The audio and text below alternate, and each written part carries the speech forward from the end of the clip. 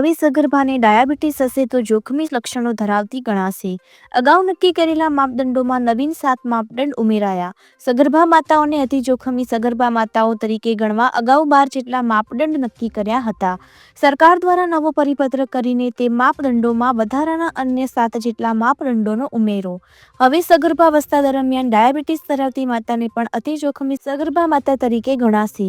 જિલ્લામાં હાલ 1875 અતિ જોખમી સગર્ભા બહુચરાજી 82, જોટાણા 74, કડી 270, ખેરાલુ 156, મહેસાણા 384, સતલાસણા 128, ઊંઝા 130, વડનગર 197, વિજાપુર 274, વિસનગર 180, કુલ 1875 નવા 7 માપદંડ। 2 વખતની સગર્ભા તપાસમાં હિમોગ્લોબિન 6.5 થી 7 ગ્રામ સુધી હોય।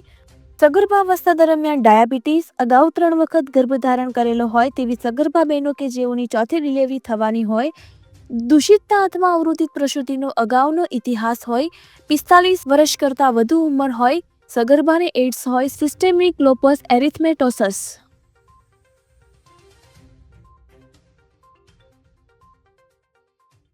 12 માપદંડો નક્કી કરવામાં આવ્યા હતા। એમાં હમણાં જ 2 દિવસ પહેલાં સરકારે નવો પરિપત્ર કર્યો છે। એમાં ટોટલ 19 હાઈ રિસ્ક મુદ્દાઓ લેવામાં આવ્યા છે।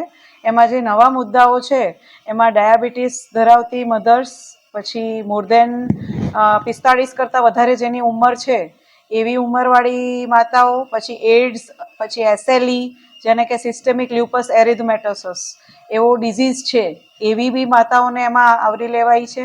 પહેલાં કોઈ કોમ્પ્લિકેટેડ પ્રેગ્નન્સી થઈ હોય અને અત્યારે 3 કરતાં વધુ પ્રેગ્નન્સી હોય, ચોથી ડિલિવરી થવાની હોય તો એવી માતાઓને પણ હાઈ રિસ્ક પ્રેગ્નન્સીમાં સમાવેશ કરવામાં આવ્યો છે।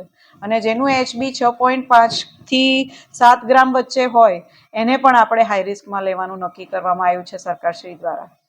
મેમ, મધુપ્રમેહ કેવી રીતે સગર્ભાવસ્થાને અસર કરી શકે છે?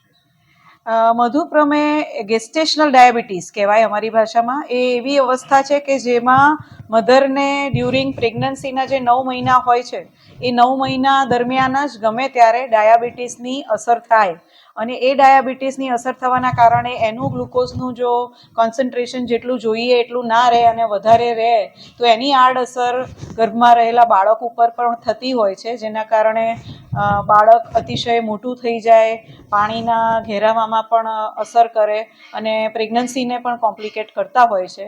એટલે એવા પરિસ્થિતિઓમાં એને કંટ્રોલમાં રાખવું ખૂબ જ જરૂરી બને છે, એટલે સરકારશ્રી દ્વારા એને હાઈ રિસ્કમાં લેવામાં આવ્યું છે।